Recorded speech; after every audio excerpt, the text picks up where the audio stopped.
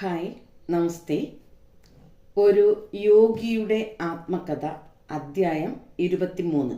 ഞാൻ സർവകലാശാല ബിരുദം നേടുന്നു. ദർശനശാസ്ത്രത്തിന്റെ പാഠപുസ്തകം വച്ചുകൊണ്ട് ചെയ്യേണ്ട ചില ജോലികൾ നീ അവഗണിക്കുന്നു. പരീക്ഷ കടന്നുകൂടുന്നതിന് അധ്വാനമൊന്നും വേണ്ടാത്ത ബോധോദയത്തെയാണ് നീ ആശ്രയിക്കുന്നതെന്നതിന് സംശയമില്ല. കുറെ കൂടി ബുദ്ധിമുട്ടി പഠിക്കാതെ നീ പരീക്ഷ ജയിക്കാൻ പോകുന്നില്ല എന്നത് ഞാൻ നോക്കിക്കൊള്ളാം. ശ്രീരാമപുരത്തെ കോളേജിലെ പ്രൊഫസർ DC ഘോഷാൽ എന്നെ കർക്കശമായി താക്കീത് ചെയ്യുകയായിരുന്നു. അദ്ദേഹത്തിൻ്റെ ഈ അവസാന ക്ലാസ് പരീക്ഷയിൽ ജയിച്ചില്ലെങ്കിൽ വർഷാവസാന പരീക്ഷയ്ക്ക് ഇരിക്കാൻ ഞാൻ അയോഗ്യനാവും. വർഷാവസാന പരീക്ഷകൾ കൽക്കത്ത സർവകലാശാലയാണ് സംഘടിപ്പിക്കുന്നത്. ശ്രീരാമപുരം കോളേജ് അതിൽ അംഗത്വമുള്ള ഒരു ശാഖയാണ്. ഭാരതത്തിലെ കലാശാലകളിൽ A-B പരീക്ഷയിൽ ഒരു വിദ്യാർത്ഥി ഒരു വിഷയത്തിൽ തോറ്റാൽ അടുത്ത വർഷം എല്ലാ വിഷയവും ഒരുമിച്ച് എഴുതേണ്ടി വരുന്നു. ശ്രീരാമപുരം കോളേജിലെ അധ്യാപകർ സാധാരണഗതിയിൽ എന്നോട് നേരിയ തമാശ കലർന്ന കാരുണ്യത്തോടെ പെരുമാറിയിരുന്നു. മുകുന്ദന് മതത്തിന്റെ ലഹരി അല്പം ഏറിപ്പോയി. ഇപ്രകാരം വിലയിരുത്തിയിട്ട് ക്ലാസ് മുറിയിലെ ചോദ്യങ്ങൾക്ക് ഉത്തരം പറയാൻ ശ്രമിക്കുകയെന്ന ഉൾക്കിടിലത്തിൽ നിന്ന് അവർ എന്നെ നയപരമായി ഒഴിവാക്കിയിരുന്നു. അവസാനത്തെ ക്ലാസ് പരീക്ഷകൾ A-B പരീക്ഷ എഴുതുന്ന വിദ്യാർത്ഥികളുടെ അവസാന പട്ടികയിൽ നിന്ന് എന്നെ ഒഴിവാക്കിക്കൊള്ളുമെന്ന് അവർ വിശ്വസിച്ചു. എൻ്റെ സഹപാഠികൾ എന്നെ പറ്റിയുള്ള അഭിപ്രായം അവർ എനിക്കു തന്ന ഇരട്ടപ്പേരിൽ നിന്ന് പ്രകടമാണ്: കിറുക്കൻ സന്യാസി. ദർശനശാസ്ത്രത്തിൽ പരാജയപ്പെടുത്തുമെന്ന പ്രൊഫസർ ഘോഷാലിന്റെ ഭീഷണിയെ വിഫലമാക്കാൻ ഞാൻ ഒരു കൗശലം പ്രയോഗിച്ചു. അവസാന ക്ലാസ് പരീക്ഷകളുടെ ഫലങ്ങൾ പ്രസിദ്ധപ്പെടുത്താറായപ്പോൾ പ്രൊഫസറുടെ മുറിയിൽ എൻ്റെ കൂടെ വരുവാൻ ഒരു സഹപാഠിയോട് ഞാൻ ആവശ്യപ്പെട്ടു. വരൂ, എനിക്കൊരു സാക്ഷി വേണം. ഈ അധ്യാപകരെ കടത്തിവെട്ടാൻ കഴിഞ്ഞില്ലെങ്കിൽ എനിക്കത് വലിയ നിരാശയാകും. എൻ്റെ ഉത്തരക്കടലാസിന് എത്ര മാർക്ക് ലഭിച്ചുവെന്ന് പ്രൊഫസർ ഘോഷാലിനോട് അന്വേഷിച്ചപ്പോൾ അദ്ദേഹം നിഷേധാർത്ഥത്തിൽ തല കുലുക്കി. ജയിച്ചവരുടെ കൂട്ടത്തിൽ നീ ഇല്ല, അദ്ദേഹം വിജയഭാവത്തിൽ പറഞ്ഞു. തൻ്റെ മേശമേൽ ഉണ്ടായിരുന്ന വലിയ കെട്ടിൽ അദ്ദേഹം തിരഞ്ഞു. നിന്റെ കടലാസ് ഇവിടെ കാണുന്നതേയില്ല. പരീക്ഷയ്ക്ക് ഹാജരാകാത്തതുകൊണ്ട് നീ എന്തായാലും തോറ്റു. ഞാൻ ചെറുതായി ചിരിച്ചു. സർ, ഞാൻ പരീക്ഷയ്ക്ക് ഉണ്ടായിരുന്നു. ഉത്തരക്കടലാസു കെട്ടിൽ ഞാൻ ഒന്ന് നോക്കിക്കോട്ടെയോ? എന്തു ചെയ്യണമെന്നറിയാതെ പ്രൊഫസർ അനുവാദം തന്നു. നമ്പർ അല്ലാതെ തിരിച്ചറിയാനുള്ള എല്ലാ അടയാളങ്ങളും ശ്രദ്ധയോടെ ഞാൻ ഒഴിവാക്കിയിരുന്നു. എൻ്റെ ഉത്തരക്കടലാസ് ഞാൻ വേഗം കണ്ടുപിടിച്ചു. എൻ്റെ പേരെന്ന ചുവന്ന കൊടി മുന്നറിയിപ്പ് നൽകാതിരുന്നതുകൊണ്ട് എൻ്റെ ഉത്തരങ്ങൾ പാഠപുസ്തകത്തിലെ ഉദ്ധരണികളും മറ്റും ഇല്ലാതിരുന്നിട്ട് പോലും ഉയർന്ന മാർക്ക് നേടി. എൻ്റെ വിദ്യ മനസ്സിലായപ്പോൾ അദ്ദേഹം ഗർജിച്ചു. വെറും യാദൃശ്ചികത, അദ്ദേഹം പ്രതീക്ഷയോടെ കൂട്ടിച്ചേർത്തു. A-B പരീക്ഷയ്ക്ക് നീ തീർച്ചയായും തോൽക്കും. മറ്റു വിഷയങ്ങളിലെ പരീക്ഷകൾക്കു വേണ്ടി പഠിപ്പിക്കലും പരിശീലനവും എനിക്ക് ലഭിച്ചു. പ്രത്യേകിച്ച് എൻ്റെ പ്രിയ സുഹൃത്തും അച്ഛൻ്റെ സഹോദരൻ ശാരദായുടെ മകനുമായ പ്രഭാസ ചന്ദ്രഘോഷിൽ നിന്ന്. ജയിക്കുന്നതിന് ആവശ്യമായ ഏറ്റവും കുറവ് മാർക്കോടെ എല്ലാ പരീക്ഷകളിലും ഞാൻ കഷ്ടിച്ച് കടന്നുകൂടി. ഇപ്പോൾ കോളേജിലെ 4 വർഷങ്ങൾക്കു ശേഷം A-B പരീക്ഷയ്ക്ക് ഇരിക്കാൻ ഞാൻ അർഹനായി. ഇതൊക്കെയാണെങ്കിലും ഒരു പ്രത്യേക ആനുകൂല്യം അനുഭവിക്കാൻ കഴിയുമെന്ന് ഞാൻ തീരെ പ്രതീക്ഷിച്ചതല്ല. ശ്രീരാമപുരം കോളേജിലെ പരീക്ഷകൾ കൽക്കത്ത സർവകലാശാലയിലെ കടുത്ത പരീക്ഷകളുമായി തട്ടിച്ചു നോക്കുമ്പോൾ വെറും കുട്ടിക്കളി മാത്രമായിരുന്നു. ശ്രീ യുക്തേശ്വരന്റെ അടുത്തേക്ക് എൻ്റെ ഏറെക്കുറെ നിത്യമായ സന്ദർശനം കോളേജ് ഹാളുകളിൽ കയറാൻ എനിക്ക് ഒട്ടും സമയം അനുവദിച്ചിരുന്നില്ല. അവിടെ എൻ്റെ അസാന്നിധ്യത്തെക്കാൾ എൻ്റെ സാന്നിധ്യമാണ് സഹപാഠികളിൽ അത്ഭുതം ഉളവാക്കിയത്. ഏതാണ്ട് എല്ലാ ദിവസവും ഞാൻ പിന്തുടർന്നിരുന്ന പതിവ് രാവിലെ 9:30 മണിക്ക് സൈക്കിളിൽ യാത്രയാകുന്നതോടെ തുടങ്ങുന്നു. ഒരു കയ്യിൽ ഗുരുദേവനുള്ള ഉപഹാരം ഉണ്ടാകും. പന്തിയിലെ പൂന്തോട്ടത്തിൽ നിന്ന് ഏതാനും പൂക്കൾ. എന്നെ സ്നേഹത്തോടെ സ്വീകരിക്കുന്ന ഗുരുദേവൻ ഉച്ചയൂണിന് ക്ഷണിക്കും. അന്നത്തേക്ക് കോളേജിനെ പറ്റിയുള്ള ചിന്തകളെ അകറ്റാമെന്നു സന്തോഷിച്ച് ഞാൻ അത് ഉത്സാഹപൂർവ്വം എല്ലായ്പ്പോഴും സ്വീകരിച്ചിരുന്നു. ശ്രീ യുക്തേശ്വരൻ്റെ അതുല്യമായ ജ്ഞാനപ്രവാഹം ശ്രദ്ധിച്ചുകൊണ്ടോ ആശ്രമജോലികളിൽ സഹായിച്ചുകൊണ്ടോ അദ്ദേഹത്തോടൊപ്പം മണിക്കൂറുകൾ ചെലവഴിച്ച ശേഷം പാതിരായോടടുത്ത് പന്തിയിലേക്ക് ഞാൻ മടിയോടെ തിരിച്ചു പോകും. ഇടയ്ക്കിടയ്ക്ക് ഞാൻ എൻ്റെ ഗുരുദേവനോടൊത്ത് രാത്രി മുഴുവനും കഴിക്കുമായിരുന്നു. അദ്ദേഹത്തിൻ്റെ സംഭാഷണങ്ങളിൽ സന്തോഷപൂർവ്വം എല്ലാം മറന്നിരിക്കുന്ന ആ വേളകളിൽ ഇരുൾ മാറി പ്രഭാതം അണയുന്നത് ഞാൻ അറിഞ്ഞിരുന്നതേയില്ല. ഒരു രാത്രിയിൽ 11 മണിയോടടുത്ത് താമസ സ്ഥലത്തേക്ക് യാത്ര തിരിക്കാൻ പാദരക്ഷ ധരിച്ചുകൊണ്ടിരുന്നപ്പോൾ ഗുരുദേവൻ ഗൗരവമായി എന്നോട് ചോദിച്ചു, നിന്റെ AB പരീക്ഷ എന്നാണ് തുടങ്ങുന്നത്? ഇനി 5 ദിവസം കഴിഞ്ഞ്. നീ തയ്യാറാണെന്ന് ഞാൻ പ്രതീക്ഷിക്കുന്നു. അന്താളിപ്പ് കൊണ്ട് സ്തംഭിച്ചു പോയ ഞാൻ ഒരു പാദരക്ഷ വായുവിൽ ഉയർത്തിപ്പിടിച്ച നിലയിൽ നിന്നു. പ്രഭോ, ഞാൻ തറപ്പിച്ചു പറഞ്ഞു, എൻ്റെ ദിനങ്ങൾ പ്രൊഫസർമാരുടെ കൂടെയല്ലാതെ അങ്ങയോടൊത്താണ് ഞാൻ ചെലവഴിച്ചതെന്ന് അങ്ങേക്ക് അറിയാം. പ്രയാസമേറിയ പരീക്ഷകൾക്ക് ഇരിക്കുക എന്ന പ്രഹസനം നടത്താൻ എനിക്ക് എങ്ങനെ കഴിയും? ശ്രീ യുക്തേശ്വരൻ്റെ ദൃഷ്ടി എൻ്റെ കണ്ണുകൾ തുളച്ചു. നീ പരീക്ഷയ്ക്ക് ഇരിക്കണം. അദ്ദേഹത്തിൻ്റെ സ്വരം നിർദ്ദയവും ആധികാരികവുമായിരുന്നു. ആശ്രമ ജീവിതത്തോടുള്ള നിന്റെ താല്പര്യക്കൂടുതലിനെ നിന്റെ അച്ഛനും മറ്റു ബന്ധുക്കളും കുറ്റം പറയാൻ നാം ഇടയാക്കരുത്. പരീക്ഷകൾക്കു ഹാജരാകുമെന്ന് മാത്രം നീ ഉറപ്പു തരൂ. കഴിയുന്നിടത്തോളം ഭംഗിയായി എഴുതുക. നിയന്ത്രിക്കാനാവാത്ത കണ്ണുനീർ എൻ്റെ കവിളിലൂടെ ഒഴുകുകയായിരുന്നു. ഗുരുദേവന്റെ ആജ്ഞ അന്യായവും അദ്ദേഹത്തിൻ്റെ താല്പര്യം ഏറ്റവും മിതമായ ഭാഷയിൽ പറഞ്ഞാൽ ഏറെ വൈകിപ്പോയതുമാണെന്ന് എനിക്ക് തോന്നി. അങ്ങയുടെ ആഗ്രഹം അതാണെങ്കിൽ ഞാൻ പരീക്ഷയ്ക്ക് ഇരിക്കാം, ഒരു തേങ്ങലോടെ ഞാൻ പറഞ്ഞു. പക്ഷേ ശരിയായ തയ്യാറെടുപ്പിന് ഇനി സമയമില്ല. ഞാൻ സ്വയം പിറുപിറുത്തു. ചോദ്യങ്ങൾക്ക് ഉത്തരമായി ഞാൻ അങ്ങയുടെ വചനങ്ങൾ കൊണ്ട് കടലാസുകൾ നിറയ്ക്കും. അടുത്ത ദിവസം എൻ്റെ പതിവു സമയത്ത് ആശ്രമത്തിൽ എത്തിയ ഞാൻ എൻ്റെ പൂച്ചെണ്ട് മനോവേദനയോടെ ശ്രീ യുക്തേശ്വരന് നൽകി. എൻ്റെ വിഷാദഭാവം കണ്ട് അദ്ദേഹം ചിരിച്ചു. മുകുന്ദ, പരീക്ഷയ്ക്കോ മറ്റേതെങ്കിലും കാര്യത്തിനോ നിന്നെ സഹായിക്കുന്നതിൽ ജഗൽ പ്രഭു ഉതകാതെ വന്നിട്ടുണ്ടോ?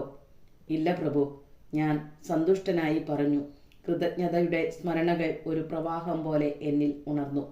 മടിയല്ല, ഈശ്വരനിലുള്ള തീക്ഷ്ണമായ അഭിനിവേശമാണ് കലാശാല ബഹുമതികൾ തേടുന്നതിൽ നിന്ന് നിന്നെ തടഞ്ഞത്. എൻ്റെ ഗുരുദേവൻ കാരുണ്യപൂർവ്വം പറഞ്ഞു. അല്പനേരത്തെ മൗനത്തിനു ശേഷം അദ്ദേഹം ബൈബിൾ ഉദ്ധരിച്ചു. നിങ്ങൾ ആദ്യം അവൻ്റെ രാജ്യവും അവൻ്റെ നീതിയും തേടുക. അങ്ങനെയാണെങ്കിൽ ഇവയൊക്കെയും കൂടി നിങ്ങൾക്ക് നൽകപ്പെടും.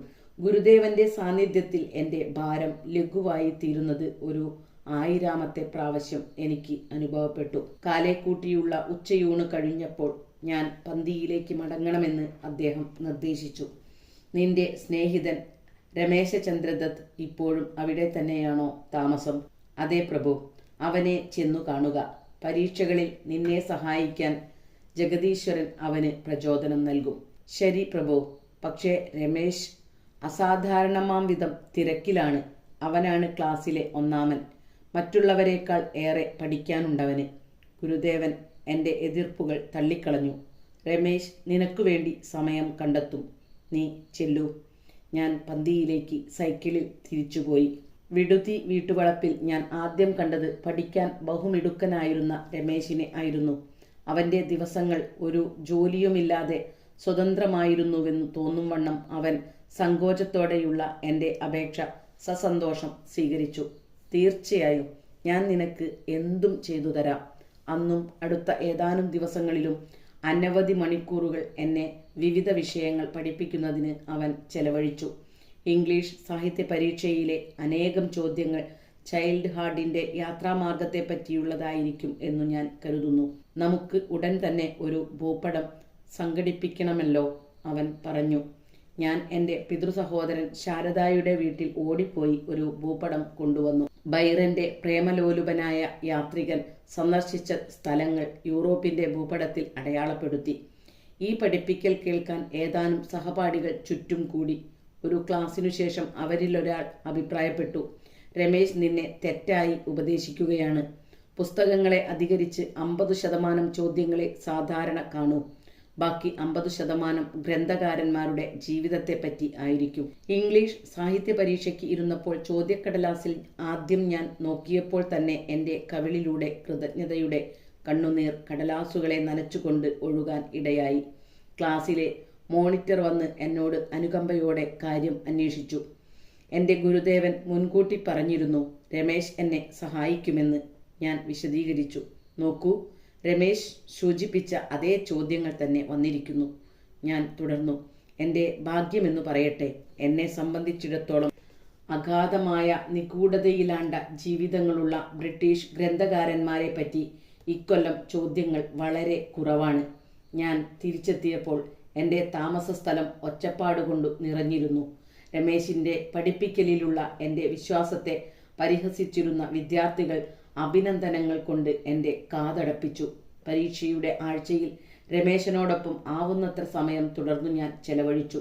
പരീക്ഷയ്ക്ക് പ്രൊഫസർമാർ ചോദിക്കുമെന്ന് അവൻ കരുതിയ ചോദ്യങ്ങൾ അവൻ രൂപപ്പെടുത്തി. ദിവസം തോറും രമേശിൻ്റെ ചോദ്യങ്ങൾ ഏറെക്കുറെ അതേ വാക്കുകളിൽ പരീക്ഷയ്ക്ക് വന്നു. ദിവ്യാത്ഭുതം പോലെയുള്ള എന്തോ ഒന്ന് സംഭവിക്കുന്നുവെന്നും അശ്രദ്ധനായ കിറുക്കൻ സന്യാസി ജയിച്ചേക്കാനുള്ള സാധ്യത കാണുന്നുവെന്നുമുള്ള വാർത്ത കോളേജിലെങ്ങും പരന്നു. സംഗതിയുടെ സത്യാവസ്ഥ മറച്ചുപിടിക്കാൻ ഞാൻ ശ്രമിച്ചില്ല. കൽക്കത്ത സർവകലാശാല പ്രൊഫസർമാർ തയ്യാറാക്കിയ ചോദ്യങ്ങൾ മാറ്റാൻ സ്ഥലത്തെ പ്രൊഫസർമാർക്ക് കഴിവില്ലായിരുന്നു. ഇംഗ്ലീഷ് സാഹിത്യത്തിലെ പരീക്ഷയെപ്പറ്റി വീണ്ടും ചിന്തിച്ചപ്പോൾ ഞാൻ ഒരു വലിയ അബദ്ധം കാട്ടിയെന്ന് ഒരു ദിവസം രാവിലെ എനിക്ക് മനസ്സിലായി. ചില ചോദ്യങ്ങൾ എ അല്ലെങ്കിൽ ബി എന്നും സി അല്ലെങ്കിൽ ഡി എന്നും 2 ഭാഗങ്ങളായി തിരിച്ചിരുന്നു. ഓരോ ഭാഗത്തിലെയും ഓരോ ചോദ്യത്തിന് ഉത്തരം എഴുതുന്നതിനു പകരം ഞാൻ ആദ്യ ഭാഗത്തിലെ 2 ചോദ്യത്തിനും ഉത്തരം എഴുതിയിട്ട് രണ്ടാമത്തെ ഭാഗം അലക്ഷ്യമായി വിട്ടുകളഞ്ഞു. അതിൽ എനിക്ക് ലഭിക്കാവുന്ന ഏറ്റവും നല്ല മാർക്ക് 33 ആയിരുന്നു. ജയിക്കാൻ വേണ്ട 36-ൽ നിന്ന് 3 മാർക്ക് കുറവ്. ഞാൻ ഗുരുദേവൻ്റെ അടുത്ത് പാഞ്ഞെത്തി എൻ്റെ ബുദ്ധിമുട്ടുകൾ തെളിവാക്കി. പ്രഭു, ഞാൻ പൊറുക്കാനാവാത്ത ഒരു മണ്ടത്തരം കാണിച്ചു. രമേശിലൂടെ ലഭിച്ച ദൈവികാനുഗ്രഹത്തിന് ഞാൻ അർഹനല്ല. ഞാൻ തീർത്തും അയോഗ്യനാണ്. സന്തോഷമായിരിക്കൂ മുകുന്ദ. ശ്രീ യുക്തേശ്വരൻ്റെ സ്വരം ലാഘവമാർന്നതും ഉത്കണ്ഠാരഹിതവും ആയിരുന്നു. അദ്ദേഹം ആകാശത്തിൻ്റെ നീലമേലാപ്പിലേക്ക് ചൂണ്ടി. നിനക്ക് നിന്റെ ഡിഗ്രി കിട്ടാതിരിക്കുന്നതിനേക്കാൾ സാധ്യത ആകാശത്തിൽ സൂര്യനും ചന്ദ്രനും അവരുടെ സ്ഥാനങ്ങൾ വെച്ചു മാറുന്നതിനാണ്. കണക്കു കൂട്ടിയാൽ ഞാൻ ജയിക്കുമെന്നത് അചിന്ത്യമായിരുന്നെങ്കിലും ഞാൻ ആശ്രമം വിട്ടത് ഏറെ പ്രശാന്തമായ ഒരു മനോഭാവത്തോടെയായിരുന്നു. 1-2 പ്രാവശ്യം ആശങ്കയോടെ ഞാൻ ആകാശത്തേക്ക് നോക്കി. ദിനേശൻ തൻ്റെ പതിവ് ഭ്രമണപഥത്തിൽ ഉറച്ചു നിൽക്കുന്നതായി കാണപ്പെട്ടു. ഞാൻ പന്തിയിലെത്തിയപ്പോൾ ഒരു സഹപാഠി പറയുന്നത് കേൾക്കാനിടയായി. ഇക്കൊല്ലം ആദ്യമായി ഇംഗ്ലീഷ് സാഹിത്യത്തിൽ ജയിക്കാനാവശ്യമായ മാർക്ക് കുറച്ചിരിക്കുന്നുവെന്ന് സ്വല്പം മുമ്പ് എനിക്ക് അറിവ് കിട്ടി. ഞാൻ ആ കുട്ടിയുടെ മുറിയിൽ കടന്നു കയറിയ തിടുക്കം കണ്ട് അവൻ ആശങ്കയോടെ തലയുയർത്തി നോക്കി. ഞാൻ ആകാംക്ഷയോടെ അവനെ ചോദ്യം ചെയ്തു.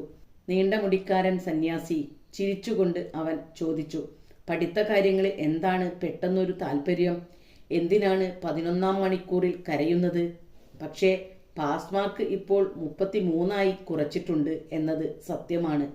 ആഹ്ലാദത്തോടെ തുള്ളിച്ചാടി ഞാൻ എൻ്റെ മുറിയിൽ എത്തി. മുട്ടുകുത്തി നിന്ന് ദിവ്യപിതാവിൻ്റെ ഗണിതപരമായ കൃത്യത വാഴ്ത്തി. ഒരു ആത്മീയ സാന്നിധ്യത്തിൻ്റെ ബോധത്തിൽ ഓരോ ദിവസവും ഞാൻ രോമാഞ്ചമണിഞ്ഞു. അത് എന്നെ രമേശിലൂടെ നയിക്കുന്നതായി വ്യക്തമായി ഞാൻ മനസ്സിലാക്കി. ബംഗാളി ഭാഷയിലെ എൻ്റെ പരീക്ഷയോട് ബന്ധപ്പെട്ട് ഒരു പ്രധാന സംഭവം ഉണ്ടായി. ഒരു ദിവസം രാവിലെ ഞാൻ പരീക്ഷാ ഹാളിലേക്ക് തിരിക്കുമ്പോൾ രമേശൻ എന്നെ വിളിച്ചു. എന്നെ ആ വിഷയത്തിൽ അവൻ പരിശീലിപ്പിച്ചിട്ടില്ലായിരുന്നു. രമേശ് നിന്നെ ഉച്ചത്തിൽ വിളിക്കുന്നു, ഒരു സഹപാഠി അക്ഷമനായി എന്നോട് പറഞ്ഞു. തിരിച്ചു പോകരുത്, പരീക്ഷയ്ക്ക് നാം താമസിക്കും. ആ ഉപദേശം അവഗണിച്ചുകൊണ്ട് ഞാൻ തിരിഞ്ഞോടി. സാധാരണയായി ബംഗാളി പരീക്ഷ നമ്മുടെ ബംഗാളി കുട്ടികൾ എളുപ്പത്തിൽ ജയിക്കും, രമേശ് പറഞ്ഞു. ഇക്കൊല്ലം ഉപപാഠ പുസ്തകങ്ങളിൽ നിന്ന് ചോദ്യം ചോദിച്ച് കുട്ടികളെ ശരിക്കും കശാപ്പു ചെയ്യാൻ പ്രൊഫസർമാർ ഉദ്ദേശിച്ചിട്ടുണ്ടെന്ന് ഒരു ഭൂതോദയം എനിക്കുണ്ടായി. 19-ാം നൂറ്റാണ്ടിൻ്റെ ആദ്യകാലത്ത് ജീവിച്ചിരുന്ന പ്രസിദ്ധ ബംഗാളി മനുഷ്യസ്നേഹി വിദ്യാസാഗറിൻ്റെ ജീവിതത്തിലെ 2 കഥകളുടെ രൂപരേഖ തുടർന്ന് അവൻ പറഞ്ഞു തന്നു. രമേശിന് നന്ദി പറഞ്ഞുകൊണ്ട് ഞാൻ വേഗത്തിൽ പരീക്ഷാ ഹാളിലേക്ക് സൈക്കിള് തിരിച്ചു. ബംഗാളി പരീക്ഷാ കടലാസിന് 2 ഭാഗങ്ങളുള്ളതായി ഞാൻ കണ്ടു. ആദ്യ ചോദ്യം വിദ്യാസാഗറിന്റെ ജീവിതത്തിലെ മനുഷ്യകാരുണ്യപരമായ പ്രവൃത്തിയുടെ 2 ഉദാഹരണങ്ങൾ എഴുതുക എന്നതായിരുന്നു. ഈ അടുത്ത സമയം മാത്രം നേടിയ അറിവ് കടലാസിലേക്ക് പകർത്തിയപ്പോൾ രമേശിന്റെ അന്ത്യനിമിഷത്തിലുള്ള വിളി ഞാൻ ശ്രദ്ധിക്കാനിടയായതിന് ഏതാനും നന്ദി വാക്കുകൾ ഞാൻ മന്ത്രിച്ചു. വിദ്യാസാഗറിന്റെ മഹാമനസ്കത എനിക്ക് അറിവില്ലായിരുന്നുവെങ്കിൽ എനിക്ക് ബംഗാളി പരീക്ഷയിൽ വിജയിക്കാൻ കഴിയുമായിരുന്നില്ല. ഇപ്പോൾ എന്നോട് കാട്ടിയ ഒരു മഹാമനസ്കതയും അതിൽപ്പെടുന്നു. ചോദ്യക്കടലാസിലെ 2ാമത്തെ ചോദ്യം ഇപ്രകാരമായിരുന്നു: നിങ്ങളെ ഏറ്റവുമധികം പ്രചോദിപ്പിച്ചിട്ടുള്ള മനുഷ്യന്റെ ജീവിതത്തെക്കുറിച്ച് ബംഗാളിയിൽ ഒരു ലേഖനം എഴുതുക. പ്രിയപ്പെട്ട വായനക്കാരാ, എൻ്റെ ലേഖനത്തിന് ഞാൻ ആരെ തിരഞ്ഞെടുത്തുവെന്ന് പറയേണ്ടതില്ലല്ലോ. എൻ്റെ ഗുരുദേവനെ വാഴ്ത്തി താളുകൾ ഒന്നിനു പുറകെ ഒന്നായി എഴുതി നിറച്ചപ്പോൾ എൻ്റെ പ്രവചനം യഥാർത്ഥമാകുന്നു എന്നു മനസ്സിലാക്കി ഞാൻ പുഞ്ചിരിച്ചു. ഞാൻ അങ്ങയുടെ വചനങ്ങൾ കൊണ്ട് കടലാസുകൾ നിറയ്ക്കും. ഫിലോസഫി, തത്വശാസ്ത്രത്തിൽ എന്തെങ്കിലും രമേശിനോട് ചോദിക്കണമെന്ന് എനിക്ക് തോന്നിയില്ല. ശ്രീ യുക്തേശ്വറിൻ്റെ കീഴിലെ നീണ്ട ശിക്ഷണത്തിൽ വിശ്വാസം പുലർത്തി ഞാൻ പുസ്തകത്തിലെ വിശദീകരണങ്ങൾ സുരക്ഷിതമായി അവഗണിച്ചു. എനിക്ക് ഏറ്റവുമധികം മാർക്ക് ലഭിച്ചത് ഫിലോസഫിയിൽ ആയിരുന്നു. മറ്റെല്ലാ വിഷയങ്ങളിലും എനിക്ക് മാർക്ക് കഷ്ടിച്ച് ജയിക്കാനുള്ളത് മാത്രമായിരുന്നു. എൻ്റെ നിസ്വാർത്ഥ സ്നേഹിതൻ രമേശ് തൻ്റെ ഡിഗ്രി പ്രശസ്തമായ നിലയിൽ സമ്പാദിച്ചുവെന്നത് രേഖപ്പെടുത്താൻ സന്തോഷമുണ്ട്.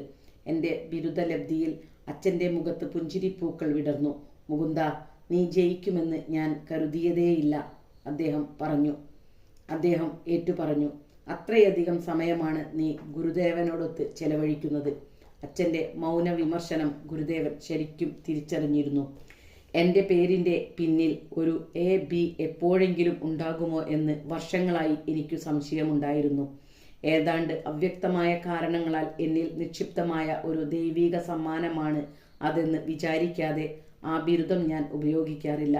കാണാപ്പാഠം പഠിച്ച അറിവുകൾ അവരിൽ പരീക്ഷകൾക്കു ശേഷം നിലനിന്നിരുന്നില്ല എന്ന് കലാശാല വിദ്യാഭ്യാസം ലഭിച്ചവർ ചിലപ്പോഴൊക്കെ പറയുന്നത് ഞാൻ കേൾക്കാറുണ്ട്. ആ ഏറ്റുപറച്ചിൽ എൻ്റെ കലാശാല വിദ്യാഭ്യാസത്തിലെ നിസ്തർക്കമായ ന്യൂനതകളുടെ കാര്യത്തിൽ ഒരൽപ്പം സാന്ത്വനം പകരുന്നു. എനിക്ക് കൽക്കത്ത യൂണിവേഴ്സിറ്റിയിൽ നിന്ന് ബിരുദം ലഭിച്ച 1915 ജൂണിലെ ആ ദിവസം ഞാൻ എൻ്റെ ഗുരുദേവൻ്റെ പാദങ്ങളിൽ നമിച്ച് അദ്ദേഹത്തിൻ്റെ ജീവനിൽ നിന്ന് എന്നിലേക്ക് ഒഴുകിയ അനുഗ്രഹാശിസ്സുകൾക്ക് നന്ദി പ്രകാശിപ്പിച്ചു. എഴുന്നേൽക്കൂ മുകുന്ദ, അദ്ദേഹം വാത്സല്യത്തോടെ പറഞ്ഞു. സൂര്യചന്ദ്രന്മാരെ പുനഃസംവിധാനം ചെയ്യുന്നതിനേക്കാൾ കൂടുതൽ സൗകര്യം നിന്നെ ഒരു ബിരുദധാരിയാക്കുന്നതാണെന്ന് ജഗൽപ്രഭു കണ്ടു.